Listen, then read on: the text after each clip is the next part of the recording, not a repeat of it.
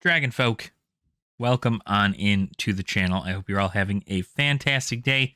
I know I am, because guess what? I bought a thing. That's right. After yesterday's video, I was like, well, you know what?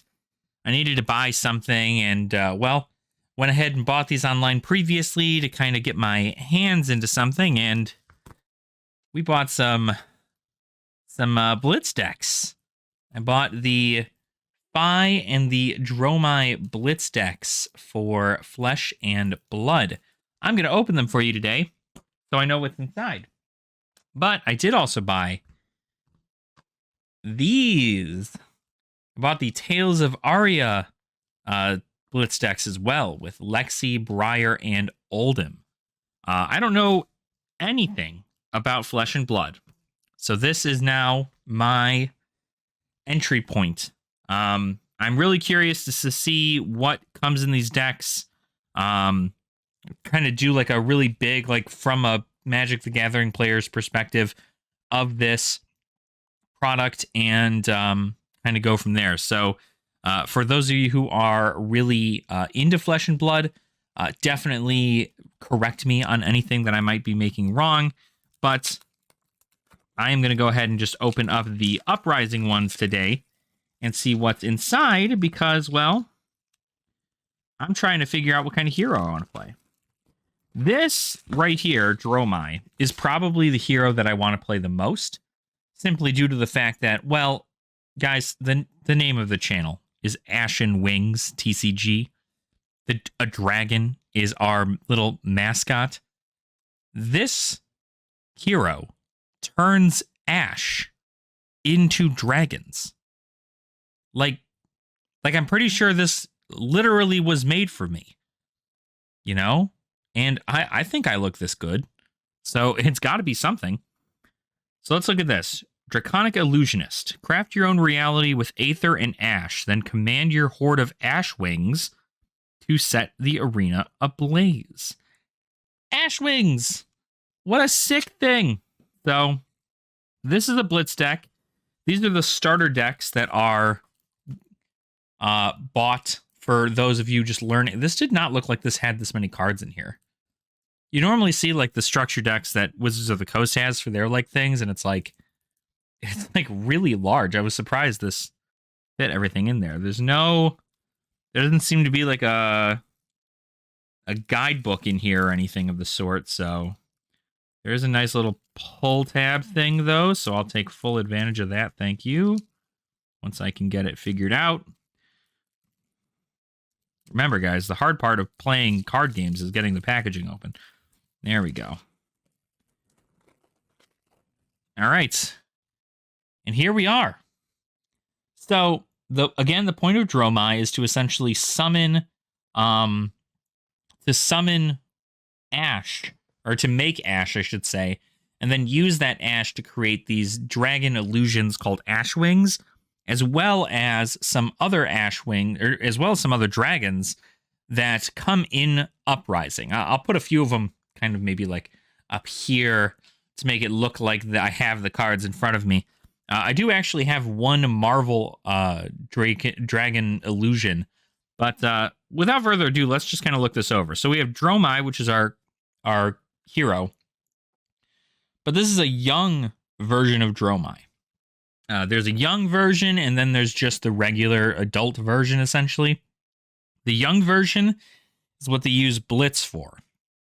Blitz is essentially just a faster version of Classic Constructed, it seems. And the hero tends to do something a little bit different, I guess. So this is whenever you pitch a red card, create an ash token. That seems to be the same. And if you've played a red card this turn, dragons you control have go again while attacking. So go again essentially means you're able to do something else, pretty much. We're going to go ahead and flip this. Okay, so this is just the young Dromai token. So you can only use this one for that. And they do have a how to play thing. Dromai is a combo control deck. Bide your time, build up ash while you're defending heavily. Break the Embers plus Silken Form plus Red Hot, paid for by Deep Blue, is your key combo. Amass a horde of AshenWingz to hit Rupture and set the arena ablaze. Of course, the difficulty is a 4.5 out of 5. So go figure. I want to play the most difficult thing.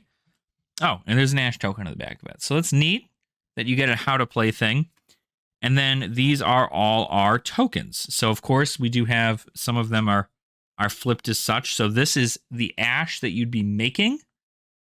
And then whenever you play something to essentially make something an Ash Wing or an Aether Ash Wing, you essentially just take it and you can either flip it. Most people, what they'll do from what I see is they'll put like a dice, put a little dice on this guy, counting up the amount of ash that you have. And then anytime you transform one, you instead just take one of these Ash Wings from the side of your game or whatever and pop them out onto the board as so, really as so. And then you just take, you descend the dice, the die or whatever. You remove an ash and then you can create an Ash Wing. So that's from what I can tell based on how this works. I believe all of them are double-sided ash, so that's kind of neat. Then we have the Storm of Sandakai, which looks like it's our weapon. Dragon allies you control have once per turn action 0 attack, which means that this allows you to attack with your dragons. I do not believe your dragons can attack normally. I believe you need to actually have this as your equipment in order for you to use it. So the thing with this though, it's so cool. So let me see if I can get it going and hopefully you can take a look at this. Okay, well, we can't focus too hard it seems, but you'll see that this here says two-handed, which means that you can only use one weapon slot. I wish I had a board or like a playmat to actually like show you guys what the board normally looks like, but it looks like if you have a two-handed weapon, it normally goes in this side of your hero, right? And then if you're going to be making Ash, most people just use this, even though this would be where you put a second weapon. Obviously, this is a two-handed, so this is just easier to count them kind of deal for Ash. So this slowly but surely became a tutorial for using Dromai. I've watched some stuff, but I don't really know, you know? And then this is our equipment, right? This is the rest of our equipment. So we have Ironhide Helm, which is when you defend with Ironhide Helm, you may pay a resource. That's what that symbol is. If you do, it gains +2, I think that's Fortitude, Defense. I'm going to say it's Fortitude. And when the combat chain closes, destroy Ironhide Helm. So essentially what you can do is if somebody attacks, you can just block it with your helmet, pay a resource, and it will block 2 damage. And then when the chain closes, this gets destroyed. But this gets put right over here. I realize that my lighting is going to probably cause some issues. Let me see if I can fix that. That's a little bit better. So we've got the Ironhide Helm there. That's where we'd put our helmet piece. Then next up, we have Deep Blue, which is our chess piece. It says, put a card from your hand on the bottom of your deck, destroy Deep Blue, and gain 3 resources, and go again. So your chess piece would go right here in a situation like this. And then you have the Silken Form, which is your arms. This allows you can play it at an instant to destroy Silken Form and transform target Ash you control into an Aether Ash Wing. This also has Quell 1. If your hero would be dealt damage, you may pay a resource to prevent 1 of that damage.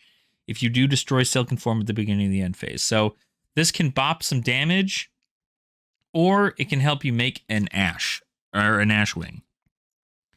Silken Form goes right there, to the left, or I think it's to the left. And then the next thing you have are Ironhide Legs. Defend with Ironhide Legs, you may pay. So it's the same thing as Ironhide Helmet, except it's just for the legs. So there, that goes in the bottom. So this is what really, it's like this. This is normally what your board would look like, it seems. So you have your hero, your weapon on either side, and then you can use your resource, put your resource right there. Then you have your equipment, which is a helmet, a chest piece, arms, and legs. And this is what your board is going to be. And then your deck's going to be over like here somewhere. So I'm just gonna kind of look through some of this stuff and check it out. I'm curious to see kind of what the attack specialize here is. So this specifically says it's for Dromai or Fi, so only Dromai or Fi can use this card. It's got Rupture. If Red Hot is played as a chain link 4 or higher, it has when you attack with this, reveal top X cards of your deck, where X is the number of Draconic chain links you control. Deal damage equal to the number of red cards revealed this way to any target, then shuffle. Huh. Very interesting concept. So it seems like this is how you're going to deal damage. I guess we can kind of like go over reading a card, right? Because we didn't really go over Dromai a whole lot. So reading a card, and correct me again if I'm wrong. Essentially what this does is this shows you that this is a red hot. There are different colors of these things up here, as I'm sure they're going to have in, I don't know. Usually Dromai runs a lot of red, so I wouldn't be surprised. There we are. So a Sweeping Blow is in blue, right? So red is just one form of a thing. We can actually do a pretty good check of that right here. So you'll see you have 2 of the same card, and you can only have 3 of a card in a deck. Sweeping Blow red and Sweeping Blow blue, so you can have 3 blues and 3 reds. And essentially what these do is they're the same card, but they are different powers and they cost different things. So normally a red card will only pitch for 1. So pitching, you essentially put it into the pitch pile, and then at the end of your turn, you take all the cards in your pitch pile, put them at the bottom of your deck. Do I have everything correct so far? Pretty sure. Then you have this number up here, which is 1, which means that it costs you 1 resource to play this. So for instance, if I had both these in my hands, or in my hand, I could pitch this to the side, and I'll have 3 resources. I can then use 1 resource to play Sweeping Blow, and I'll have 2 floating resources to which I could play other cards in my hand. And Sweeping Blow also is an illusionist attack. So you'll notice that, of course, this is its pitch, so it pitches for 3. This is its name. This is its color, kind of identity. This is how many resources it costs to play this card. This is the fantastic art that's inside of the card. Then you have the ability, when you attack with Sweeping Blow, create an Ash token, and then you go again. Go again is a term you'll get used to. That's essentially you get to do something else. And until you play a card that does not have go again, or you don't have an ability that gives you go again, you have to essentially stop your turn. Or you run out of cards in your hand. Normally that's a pretty good time to stop. Then we'll look down here at the bottom of the card. So you have this, which is its power. I think it's called attack in here, but its attack power is 3, which means this card deals 3 damage. It's a Draconic Illusionist action, so only Draconic Illusionists can use this card, and it's an attack card. So you cannot use this card to defend, or it's not a defense reaction or anything. You can use it to defend. Which is why it has this guy down here, this 3 toughness or fortitude or something.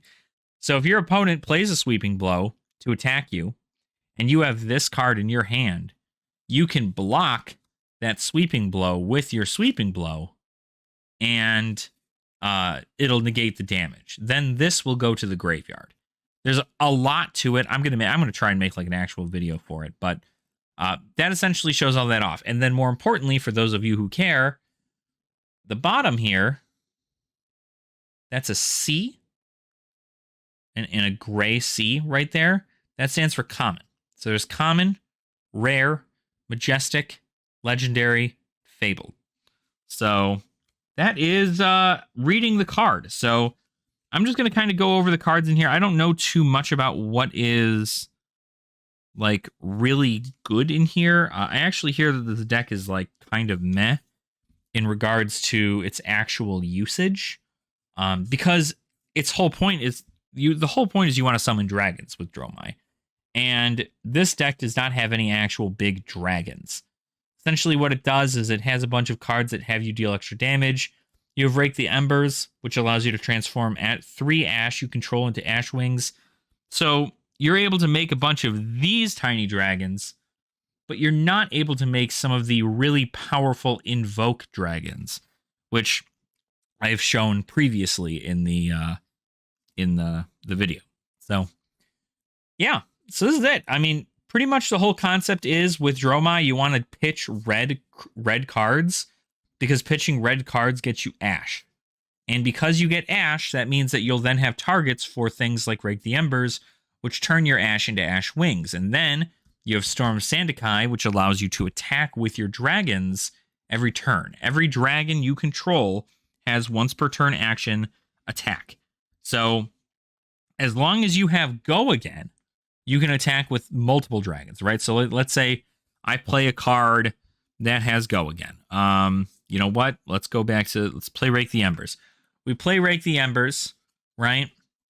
And then Rake the Embers turns our, I don't know, let's say we have 3 Ash.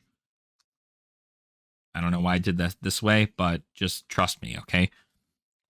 Let's say we have 3 Ash. We go ahead and take those Ash, and then we can transform them all into AshenWingz. And so now we have 3 AshenWingz on the board up here. And now we have Go Again, right? We have that Go Again down there. So what we can do at this point is we can play another card from our hand, or we can attack with one of our dragons, right?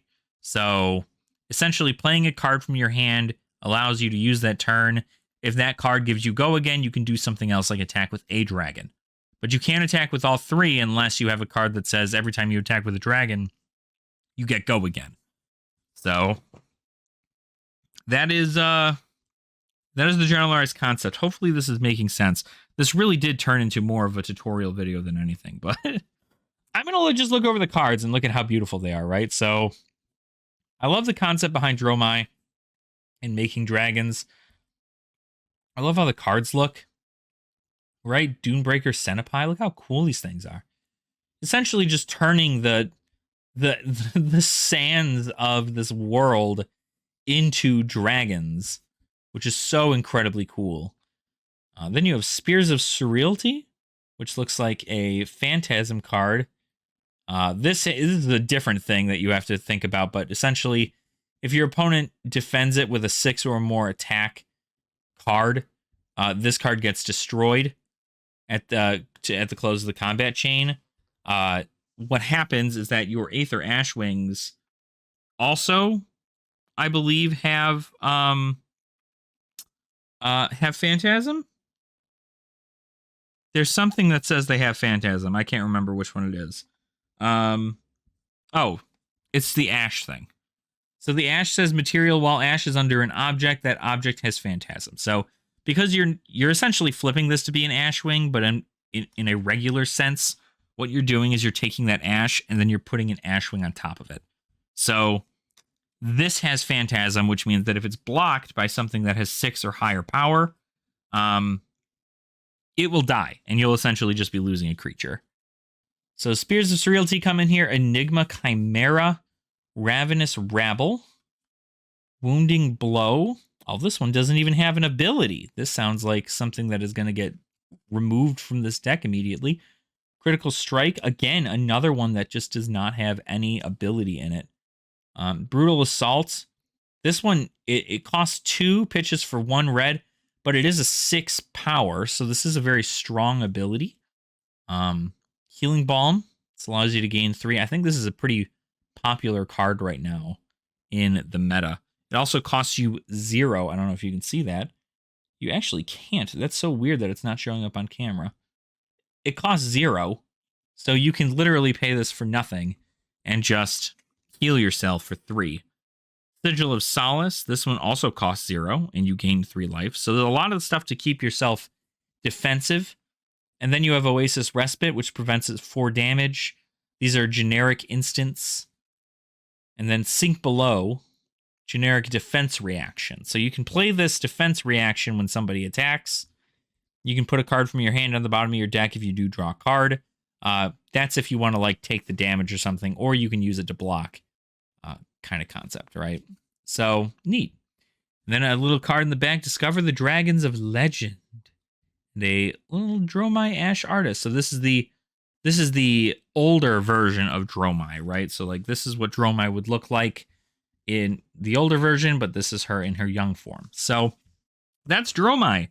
Dromai makes dragons. That's pretty much the whole concept for her, which is pretty cool. I'm happy to start seeing some kind of cool dragon aspect. I'm gonna have to try this out. So if any of you guys are down to play some games, I'll have to figure out how to get that all set up in our Discord, which hopefully I can get all set up so all of you can join as well, and we can play. But this video's gone on for 21 minutes, and we haven't even gotten to Fi. So now that I've kind of gone over Flesh and Blood in a small, weird thing that I know almost nothing of, I am going to now open Fi, and I'm going to see what Fi has in store for me. Because Fi is a ninja, and ninjas are all about doing a lot of attacks in one turn kind of deal. God, they really... Oh, you know what? I know why. I'm not doing it the way I should be. Sitting here struggling for 8 years. Okay. So, yeah. So Fi is essentially that. They use a lot of combo tricks to make themselves... be able to pop off a lot of abilities in one turn. And when they do that, they end up doing a lot of damage in one go. So Fi's ability here, also, we didn't go over what the heroes actually do. That's my bad. Fi is your hero. This is your intellect, or intelligence. This is your hand size, is 4. I guess it differs between heroes, but this is your hand size specifically for Fi, which is 4. And then you have 20 health. This is your health. So this is the one you start off. Now, 20 is normal for Blitz. You're looking at about 40 for Classic Constructed. So that's the thing. So Fi here, his ability, you may start the game with a Phoenix Flame in your graveyard. And then once per turn instant, you can pay 3 resources to return a Phoenix Flame from your graveyard to your hand. This ability costs a resource less for each Draconic Chain Link you control. So, essentially, if you can get a 3-card combo out when you are attacking with Fi, you can essentially get a Phoenix Flame from your graveyard to your hand for free. So that's kind of neat. So that's Fi, and then you're going to see how to play. So it looks like Fi's difficulty is significantly lower. But it says Fi's an aggro synergy deck. Sequence your chain links to unleash the Draconic talent. Use Inflame, Flame Call Awakening, or Rise from the Ashes to assemble the Phoenix Rebellion, then rise up to overthrow the opposition. And there is your Fi. This is the adult Fi and how he looks. So that's kind of neat. Now, Fi stuff said, obviously, we're looking at these Phoenix Flames. Phoenix Flames... You can go ahead and start with a Phoenix Flame in your graveyard so you can bring it back. But essentially, it's much like the dragons, where if you get one in your hand, they cost 0. But if you control 2 or more Draconic Chain Links, Phoenix Flame has +1 attack. And then you have Go Again. So this is all based on comboing off your abilities and giving attack to your Phoenix Flames and having them go in for damage, much like how the dragons go in for damage with what do you call her? Dromai. So this is essentially the Ash that you'd get for Dromai, but for Fi. Now, not every hero has this little resource character kind of guy that you can summon a whole bunch of, but these two do. You have the Searing Ember Blade, which is the Draconic Ninja weapon for Fi. It's got once per turn action. You can pay 2 resources to attack. And if you control 2 or more Draconic Chain Links, Searing Ember Blade has Go Again. So you're going to essentially want to be able to give it Go Again. And it's got 3 power. Gives you stuff to attack with, so that's kind of cool. Then you've got the Hope's Merchant Hood. You can destroy Hope Merchant Hood, shuffle any number of cards from your hand into your deck, then draw that many cards. That's your helmet. A Sash of Sandakai, destroy Sash of Sandakai, gain a resource. Activate this ability only if you played a red card this turn. Then we have Heat Wave, which is the arms. You can destroy Heat Wave and Phoenix Flame you control, gain +1 until end of turn. This is a way for you to get, if you have a whole bunch of Phoenix Flames out, you can use that to buff them up. Quell also, same as that other one in Dromai. And then Quelling Slippers also has Quell 1. You can essentially use this to prevent damage. So, pretty neat. And then, of course, we have all of the Dromais, or we have all the Phi stuff. So, it's cool because this is a Draconic action and it has Dromai or Phi specialization. So, theoretically, you could use this card in the Dromai Blitz deck as well if you really wanted to, but I don't think most people do. So, Rise Up, you have all these Phoenix, you have another Phoenix Flame to bring out, right? Rise from the Ashes, that gives you a bunch of power to your abilities, and you can return a Phoenix Flame from your graveyard to your hand, and you get Go Again. It's pretty powerful. A lot of really, really good cards in here. I, of course, like the Fire theme. The Fire theme is very cool, but you know what? Let's actually look at the combo here, right? What is the combo? Inflame, Flame Call Awakening, or Rise from the Ashes to assemble the Phoenix Rebellion. Inflame, Flame Call Awakening, or Rise from the Ashes. Okay. Rise from the Ashes, Flame, or Flame Call Awakening. So this is our cards that you're going to look for. When you attack with Flame Call Awakening, if you played another red card this turn, you may search your deck for a Phoenix Flame, reveal it, put it into your hand, then shuffle, so that gets you a Phoenix. This is when you attack with Inflame. If you've played another red card this turn, you may return a Phoenix Flame from your graveyard to your hand, go again. And then Rise from the Ashes does exactly that. The next Draconic or Ninja action card you play this turn gains +3 attack, and you may return a Phoenix Flame from your graveyard to your hand, go again. So that gets you your Phoenix Flames from your graveyard to your hand, and then you essentially use those Phoenix Flames to attack with Rise Up, which, if Rise Up is played as Chainlink 4 or higher, it has Dominate and +X, where X is twice the number of Phoenix Flames you control. And the defending hero can't defend with or play more than one defending card or defense reaction from their hand this Chainlink because of Dominate. So this essentially means that you want to get a whole bunch of those Phoenixes out, use this, and it essentially gets, as long as it's Chainlink 4 or higher, so you've played 3 other cards, and then this is 4, right? This can be 4 or it can be higher than 4 if you want to do something crazy. This then gets +X equal to the amount of Phoenix Flames you have, and then they can only block with one thing. So it's going to be a lot of damage being pushed through in regards to their deck. So pretty cool. And then, of course, you have a bunch of stuff that gives you, Stoke the Flames gets you a Phoenix Flame back to your hand. This gives you Go Again. You want a lot of stuff that gives you Go Again because that's how you rack up those chains, So Rebellious Rush, Dust Runner, Outlaw, it's all just got Go Again. Go Again is the key to this deck, is pretty much do things to get Go Again. So anything with Go Again is what you're going to look for, and that's how you play Phi, kind of deal. So not a lot. You'll see that this is not a lot of that defensive stuff, like the healing and all that stuff. There's not really a whole lot of defense, and the reason for that being is because, well, Phi is big on aggro, it seems. So you're going to be doing a lot of attacking. Really fast. So that is pretty much it for Flesh and Blood. I'm pretty excited that I have these decks. I know they're going to need some upgrades, as most precons tend to need the upgrades. But maybe as I do some searching and I kind of figure stuff out, I'll do a upgrade, kind of an upgrade video on regards to how to make these better for maybe a cheaper price, right? Because obviously, like I'd said previously, the equipment is very, very expensive.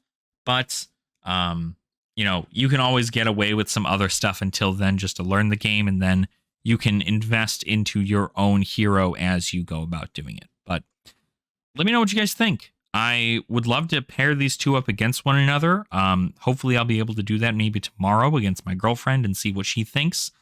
But if any of you guys are down to, you know, shuffle up and get some games going of this, I'd love to learn. I'll keep in touch with you in the comments, kind of figure out how we want to make that work. Maybe I'll get a few of you in the Discord, and then hopefully we can go ahead and get some kind of game going there. But until then, thank you all so much for watching. I do really appreciate your support. And while you're down there leaving that comment, make sure to like the video and subscribe to the channel if you have not already. I like to give this little bit of a try out to kind of see what this is like. Let me also mention that the price point for each of these decks was about $10. So for $10, it was roughly like $12 after tax. So like $24, I got both of these decks. That's already cheaper than half of the price of a commander deck that comes out with every standard set.